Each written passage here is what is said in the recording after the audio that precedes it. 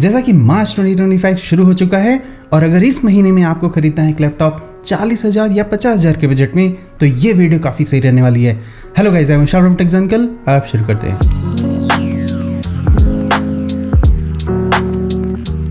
अगर चैनल पर आप पहली बार आ रहे हो तो मैं आपको बता देना चाहूँगा कि मैं हर महीने ऐसे ही वीडियोस लेके आते रहता हूँ अपने चैनल पर। ये जो मंथली लिस्ट होती है इसमें मेरी कोशिश होती है कि मैं आपको सबसे ज़्यादा अच्छी डील बता सकूं। ये जो वीडियोस है इनके 3 वेरिएंट होते हैं, जिसमें 40 से 50,000 वाला एक पार्ट हो गया और दूसरा पार्ट 60 और 70,000 का होता है और तीसरा part 80 to 90,000 even up to 1 lakh तक का होता है। तो इसलिए चैनल को सब्सक्राइब जरूर करना हर महीने ऐसे ही लैपटॉप की मंथली लिस्ट वगैरह देखने के लिए, ताकि आप किसी भी महीने में अगर लैपटॉप खरीदना चाहते हो तो आप अपना एक सही बाइंग डिसीजन बना सको। तभी लैपटॉप का लिंक वीडियो के डिस्क्रिप्शन में है, लेकिन वीडियो पूरा अंत तक देखकर आपको समझ में आएगा कि मैं एक पार्टिकुलर लैपटॉप क्यों रिकमेंड कर रहा हूं। इस महीने के लिए भी मैंने टॉप 10 लैपटॉप्स ही इंक्लूड किए हैं। 14 इंच और 15 इंच दोनों सेगमेंट में किए हैं और 40,000 के अंदर में भी किए हैं और कुछ आपको बिल्कुल 50,000 के सेगमेंट में मिल जाएगा। और सरप्राइजिंग फैक्ट कि मुझे काफी ज्यादा वैल्यू फॉर मनी लैपटॉप्स दिख रहे हैं इस महीने के लिए। वैसे भी होली वगैरह आने वाली है इस महीने में, तो हो सकता है आपको बढ़िया से बढ़िया डील मिल जाए। सबसे पहले बात करते हैं 14 इंच के लैपटॉप की कैटेगरी में। अगर आपका बजट 40 से 50 के बीच कुछ भी है तो एसर एस्पायर थी ये जो सबसे अच्छा मुझे वैल्यू फॉर मनी पिक लग रहा है। इंटेल के कोर i5 1235U के साथ में आ रहा है। एक जनरेशन पुराना प्रोसेसर है लेकिन चलेगा, क्योंकि 12 जनरेशन और 13 जनरेशन में खास ज़्यादा अंतर नहीं है और आप अपने पैसे बचाकर इसी प्राइस में i5 पा जाओगे, ना कि i3। अगर आप 13 जनरेशन के प्रोसेसर वाले कोई लैपटॉप खरीदते हो इस प्राइस सेगमेंट में तो आपको जनरली i3 ही मिलेगा, लेकिन यहाँ पर i5 1235U मिल जा रहा है। और इतना ही नहीं, इसमें एलईडी बैकलाइट वाला एक IPS डिस्प्ले लगा हुआ है बढ़िया सा 16 GB की रैम और 1 TB SSD के साथ। बहुत ही फीचर पैक लैपटॉप है। वाईफाई 6 वगैरह भी दिया हुआ है। बैकलाइट कीबोर्ड मिलता है। फिंगरप्रिंट रीडर ऑफ कोर्स नहीं है, उतनी चीज़ें नहीं मिलती हैं। विंडोज़ 11 होम दिया हुआ है प्री इंस्टॉल करके, लेकिन MS ऑफिस नहीं है इसमें, तो आपको इतनी सी बात ध्यान में रखनी है। ये लैपटॉप को आप खरीद सकते हो किसी भी काम के लिए, मतलब कि आपको अगर फोटोशॉप वगैरह भी कुछ करना है, लाइट रूम भी चलाना है, तो वो सब कुछ बहुत ही आसानी से हैंडल कर लेगा और बहुत ही हल्की फुल्की सी मॉडरेट सी वीडियो एडिटिंग कर सकता है।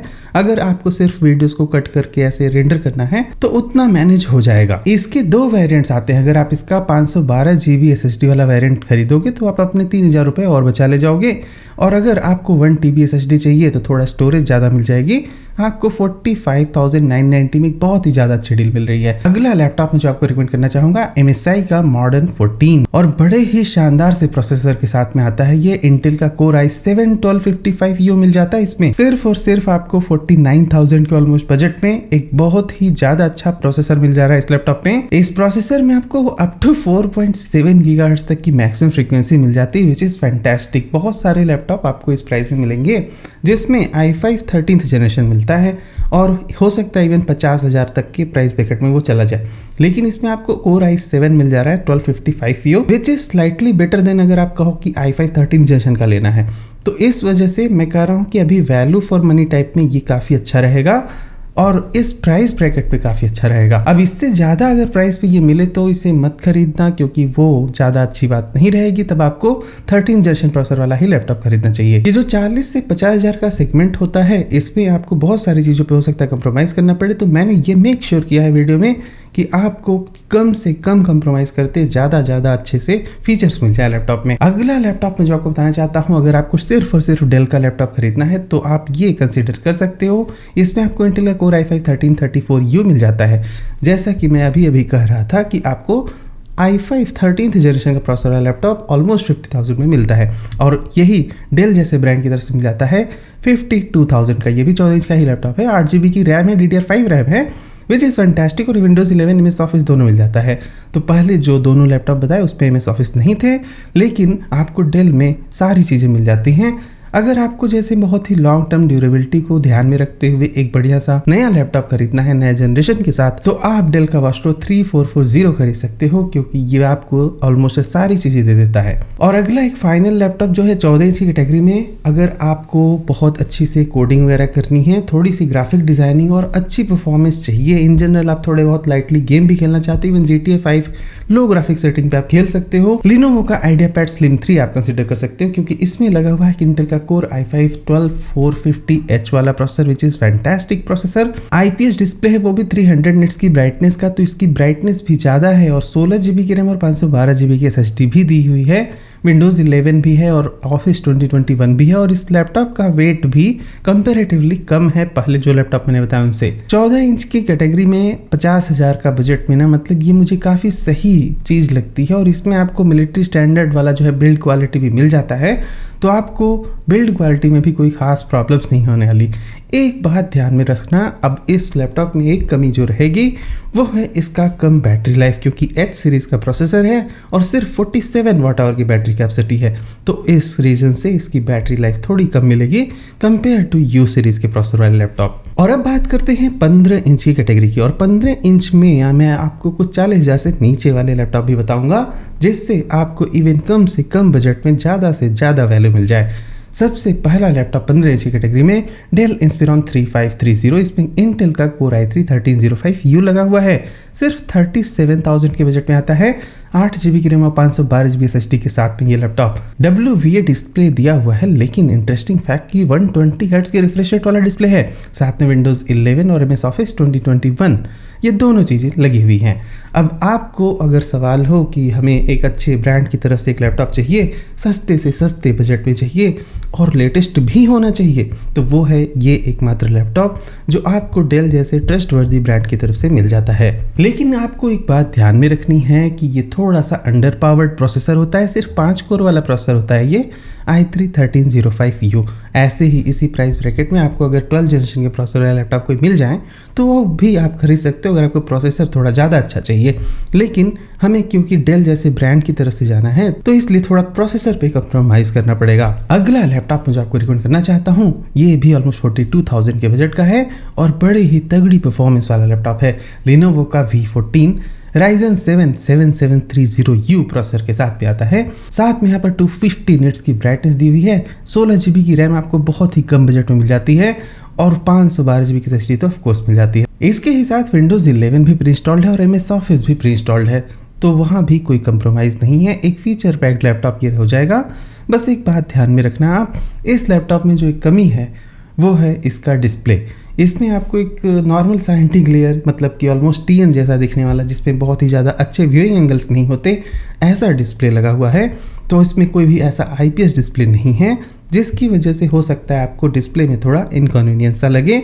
ऐसे सामने से अगर आप बैठ के देखोगे तो अच्छा दिखेगा, लेकिन अगर आपने लैपटॉप को थोड़ा सा ऐसा घुमा दिया या फिर टिल्ट कर दिया तो फिर थोड़ा वहाँ पर कलर्स वॉश्ड आउट होकर दिखाई देंगे।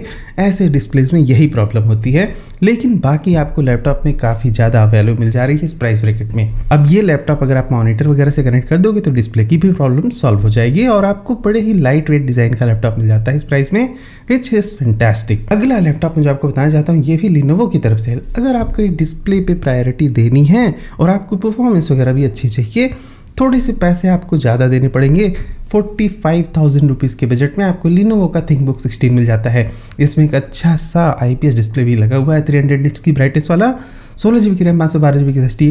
लेकिन यहाँ पर प्रोसेसर आपको कंप्रोमाइज़ करना पड़ेगा थोड़ा सा। यहाँ पर Ryzen 5 ही लगा हुआ है, जो कि पहले Lenovo V15 के कंपैरिजन में थोड़ा अंडर पावर्ड प्रोसेसर है। जैसा कि मैंने कहा कि इस प्राइस ब्रैकेट में अक्सर ऐसा ही होता है, अगर आपको डिस्प्ले अच्छा मिलेगा तो प्रोसेसर हो सकता है अंडर पावर्ड या रैम कम हो जाएगी, और अगर आपको जो है प्रोसेसर अच्छा मिल जा रहा है, सब कुछ अच्छा मिल जा रहा है, तो डिस्प्ले पे कंप्रोमाइज़ हो जाएगा। इसलिए आपको ये मेक श्योर करना है कि आपका एंड गोल क्या है। अगर डिस्प्ले पे प्रायोरिटी देनी है तो आपको यही एक लैपटॉप खरीदना चाहिए। मेरे ख्याल से ये बहुत ही ज़्यादा वैल्यू फॉर मनी लैपटॉप है इस प्राइस ब्रैकेट में। जनरली होता क्या है कि अक्सर हमें 15 इंच या 16 इंच के लैपटॉप में IPS डिस्प्ले 50,000 से नीचे के प्राइस में नहीं मिलते हैं, लेकिन इसमें वो चीज़ मिल रही है। साथ में यहाँ पर आपको फिंगरप्रिंट रीडर भी मिलता है, जो कि बहुत ही ज़्यादा इसको अच्छा बना देता है, और आपको Windows 11 भी मिल जाता है प्री इंस्टॉल्ड होकर। MS ऑफिस पे यहाँ पर थोड़ा कंप्रोमाइज़ हो रहा है, तो आप MS ऑफिस की जगह पे कुछ और भी सॉफ्टवेयर वगैरह यूज़ कर सकते हो, जैसे कि लिब्रे ऑफिस।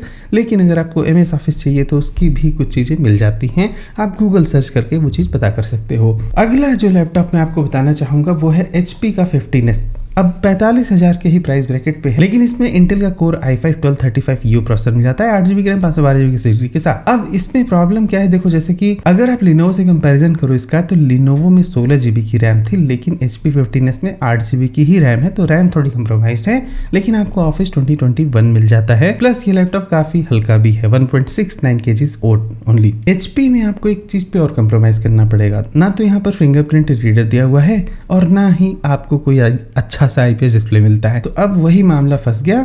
तो मैं आपको ये एक्सप्लेन करने की कोशिश कर रहा हूँ, एक चीज पे जाओगे तो दूसरी चीज नहीं मिलेगी, और आपको इसीलिए इन प्राइस ब्रैकेट में अक्सर बहुत ही कॉशियस रहते हुए लैपटॉप खरीदने की जरूरत है। आपको अपना यूज केस बहुत ही अच्छे से पता होना चाहिए। अगर आप एक ऑलराउंडर टाइप का कुछ खरीदना चाहते हो तो Lenovo ThinkBook 16 बहुत ही ज्यादा सही ऑप्शन रहेगा HP के कंपैरिजन में। और लेकिन अगर आप ब्रांड पे अगर फैक्टर पे जो है ना कंप्रोमाइज कर सकते हो, मान लो कि अगर आपको Lenovo और HP के लैपटॉप में से कुछ भी ना पसंद आया हो तो आपके पास Honor का ऑप्शन है। अब Honor की प्रॉब्लम क्या है कि इसकी जो है ब्रांड रिलायबिलिटी फैक्टर थोड़ी कम है। अब क्योंकि ये मार्केट में काफ़ी दिनों से ये लैपटॉप चल रहे हैं, ठीक ठाक से चल रहे हैं, इस नो प्रॉब्लम एट ऑल, तो मुझे इसे रिकमेंड करने में कोई भी प्रॉब्लम्स नहीं है अभी 2025 में, क्योंकि Honor MagicBook X16 में आपको सबसे ज़्यादा वैल्यू मिलती है। यहाँ पे आपको इंटेल का कोर i5 12450H प्रोसेसर मिलता है, which is mind blowing processor, साथ में 16GB की रैम 512GB की SSD और Windows 11 भी यहाँ पर प्री इंस्टॉल मिल जाता है। MS Office कंप्रोमाइज है, लेकिन उसके बदले में आपको इस लैपटॉप में जो चीज़ मिलती है वो किसी और में नहीं मिलेगी। वो है इसकी अच्छी सी मेटेलिक बॉडी और इसकी बिल्ड क्वालिटी और इसका डिज़ाइन। 65 वाट का यहाँ पर टाइप C फास्ट चार्जिंग का भी सपोर्ट मिलता है और बहुत ही एल्युमिनियम बॉडी का ये बढ़िया सा जो है दिखने वाला लैपटॉप है। और इसके ही साथ इसमें जो डिस्प्ले भी लगा हुआ है वो फुल HD IPS डिस्प्ले लगा हुआ है, विच इज़ वेरी नाइस। और इस प्राइस में आपको एक बढ़िया सा डिस्प्ले और अच्छा सा प्रोसेसर और ज़्यादा रैम कैपेसिटी भी मिल जाती है। इस लैपटॉप में आप ऑलमोस्ट कुछ भी काम कर सकते हो। थोड़ी सी लाइट गेमिंग या फिर कोई MS ऑफिस वगैरह तो आराम से चलेगा, आपको अलग से इंस्टॉल करना पड़ेगा वो चीज़। और अगर आप वेब कॉन्फ्रेंसिंग करते हो, बहुत सारे टैब्स खोल के रखते हो गूगल क्रोम में, तो सब कुछ ये हैंडल करने के काबिल है। और एक आखिरी लैपटॉप 10वें नंबर पे जो आपको रिकमेंड करना चाहता हूँ वो है Asus का VivoBook 15। Asus ब्रांड की तरफ से आपको 47,000 रुपीज़ में आपको बहुत ही अच्छे प्रोसेसर का ये लैपटॉप मिल जाता है। इसमें भी आप बहुत सारे काम कर सकते हो। कोडिंग वोडिंग अगर आपको करनी होती है तो ये एक लैपटॉप है जिसे मैं ब्लाइंडली रिकमेंड कर सकता हूँ, बहुत ही ज़्यादा सही रहेगा। कोडिंग के लिए अभी मैंने रिसेंटली एक वीडियो बनाया था, स्पेसिफिक वीडियो है, वो जाके आप जरूर चेक कर लेना। अगर आपको कोडिंग ही करनी है तो उन लैपटॉप में से डिसाइड करो, ज़्यादा अच्छा रहेगा। लेकिन एक Asus VivoBook 15 50,000 के प्राइस ब्रैकेट में मुझे लगता है if you are going for coding laptops ये एक अच्छा लैपटॉप है ऑप्शन। इसमें आपको बस प्रॉब्लम है थोड़ी सी कि 8GB रैम मिलती है, लेकिन आपको बाद में हो सकता है एक्सपेंड करना पड़ जाए। और इसी का कुछ और भी वेरिएंट मिल जाएगा, तो हो सकता है वो 50,000 में आए जिसमें 16GB रैम होती है, तो वो आप चेक कर सकते हो। Windows 11 और ऑफिस इसमें दोनों प्री इंस्टॉल्ड है, तो कोई कंप्रोमाइज़ नहीं है। प्लस इसमें ना IPS लेवल टाइप के डिस्प्ले होते हैं। IPS लेवल थोड़ा IPS जो एग्जैक्ट होते हैं उससे कम होते हैं, लेकिन ठीक है, ये बेटर देन TN होते हैं, इनमें भी व्यू एंगल ठीक होता है। Asus के ये VivoBook सीरीज़ के जो भी डिस्प्ले हैं बड़े ही टिपिकल से डिस्प्ले हैं, बिल्कुल बहुत अच्छे तो मैं नहीं कहूँगा, लेकिन बहुत ख़राब भी नहीं है।